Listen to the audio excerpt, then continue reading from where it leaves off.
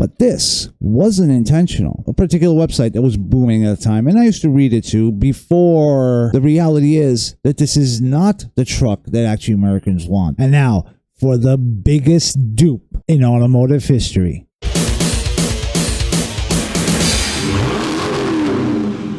With all the idiots online who think that car sales are doing fine. This is Rip Roaring Garage. I'm Alex, and we're going to be talking about a couple of instances where car manufacturers got duped. That's right. You think only buyers get duped? Oh, no. Car manufacturers get it 10 times, 20 times, 100 times over. We're not just talking about journalists and the automotive media. We're talking about comments, specifically supposed potential buyers that show interest or clamoring about a particular model. We know that there are shills. We know that there's a lot of paid individuals, either by the manufacturer themselves because they want to push a model. That's fine. We're not talking about advertising. And I say fine because it's not a genuine opinion, but we're talking about something that's trickier. So for this, we'll have to go to the first one that I know of that was such a shock. Spoiler alert. If you guys are into movies and you watch The Critical Drinker, you know of the whole Morbius effect, where trolls literally were all over the internet begging for Morbius 2, it's Morbin time, and all that kind of stuff. I've even used that meme in several of my videos, but this wasn't intentional. This goes back to around the 2010 era, and we're talking about one of the massive flops VW had that got hidden with the TDI scandal. Because here's what it is. We got the Jetta Wagon stick shift diesel, and they were petitioning VW to offer it in brown. I can't find the older article with all the comments and all the comment system because it changed, so it's all gone. We're talking about Jalopnik, a particular website that was booming at the time, and I used to read it too before the divisiveness and the polarization in our society. Funny how these days this is the kind of stuff that they're doing. Join us in the desert as we report for the annual all-female rebel rally.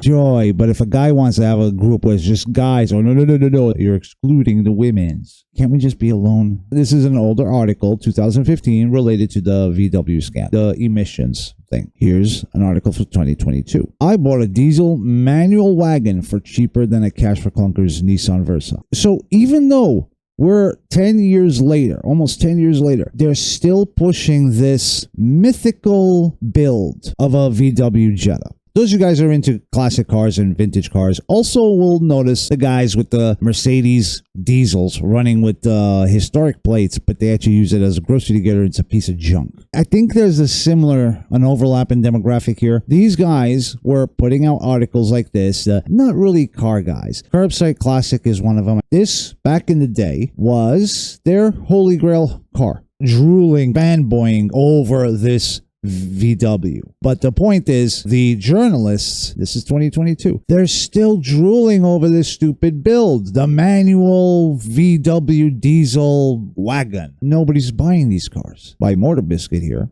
VW Jetta sales are dropping, are dipping. Nobody's buying them. And this is the GLI, not even the wagon. What makes you think they're going to be buying the other ones? Especially in the market of sales for SUVs. And I've said this before, and I think this may warrant a longer episode, a longer dive into why SUVs are so popular. Women buy SUVs, men don't. I don't have this data, and I don't think that this data exists as far as a survey. I would link testosterone level with the SUV-ness of a car, if that makes sense. So we got the Jetta that basically succumbing now because they listened to a bunch of neckbeards on the internet that either had no money, no interest, or I don't know, just couldn't buy a car in general, or maybe they were a bunch of 9-year-olds. This phenomenon went on unchecked. VW actually puts out this model, and I cannot for the life of me, I'm not a VW guy, so you guys have to bear with me. We'll get to another car that I know a little bit more about. But they make the car, and nobody bought it. They were being discounted. And a similar thing happened with the Jeep. They wanted the Gladiator. Bring back the Gladiator. We want our pickup truck Wrangler. We want our pickup truck Wrangler. And Gladiator gets record $20,000 discount off MSRP amid sales slump.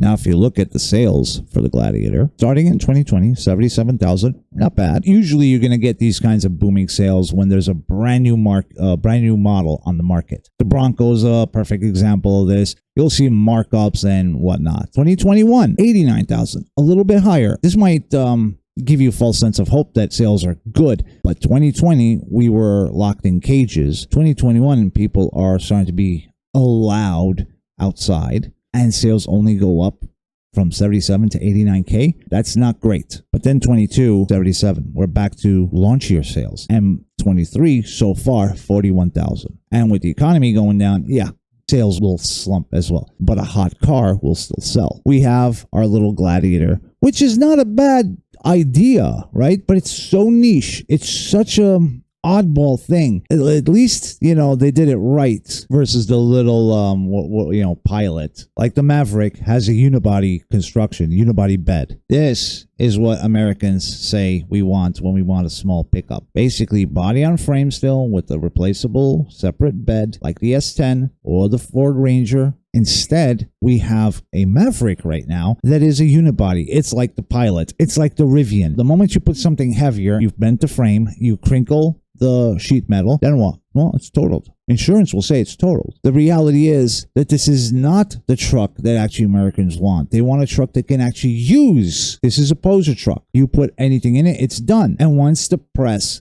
once YouTube channels, Rumble channels, by the way, I'm there too, once they find out and word spreads, you got a sales slump. At least the Gladiator has a separate bed. This is probably the better alternative. However, with the big tires and all that, it's not a city vehicle. This is like compromising between off-road and some carrying. Still have t-shirts, by the way. Speedboat, Charger.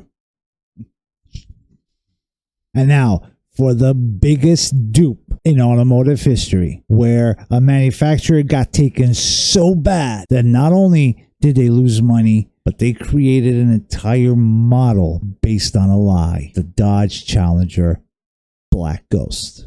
I've done a video on this, but I highly recommend you watch this video because this car is a fraud. This didn't dominate anything. I doubt this car street raced at all. That looks way too clean. Look at the rest of the car. Look at the patina on it. Not to mention, you want to sell this as an original car. It's got white walls. How is this drag racing on freaking white walls and wheel covers? If this is not, staged just for the effect of it. Wow, I didn't even notice that. Look at the hood alignment. That is rough. What I was looking for was the RT insignia that has no scuffs on it, yet the sticker does. And this kid is whatever. You'll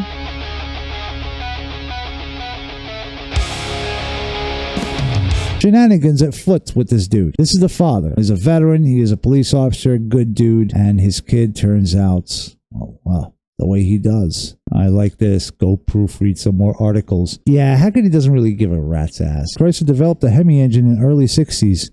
No. It was in the 50s. That was, again, proven false. Complete BS story, people. Every word from the car beating everyone to vanishing at times to the 100 bill story. Wake up and smell the money trail. Someone wanted a payday. There's a movie deal about it, too. So, again, watch the video. Dodge got duped, and now they made a 2023 Black Ghost. The fact that people are commenting, and Hagerty is very rough with their comments. They will delete crap. I know, because I used to have them until they got rid of me because of racism. Like, literally, the color of my skin was, no. It's going to bite them in the butt. People are starting to, I can see it here. We're starting to say, basta ya. Enough. And that, my fellow rippers, is the biggest dupe in automotive history. Dodge, you got.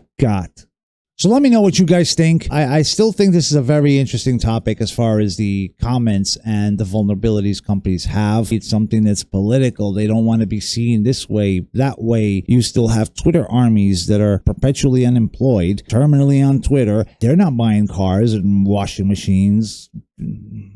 So companies are still afraid. They will listen to these morons and end up in colossal financial mistakes. We'll duke it out in the comments. Eager to see what you guys think. So I'm Alex. This is Rip Roaring Garage, where oil is thicker than blood. Hit me that like, and I hope you have a rip-roaring day. I have no idea why there's these. What the hell are these links? My God, man. Do you read it?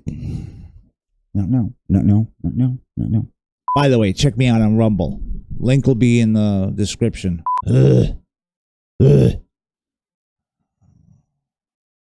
So I'm Alex. This is Rip Roaring Garage, where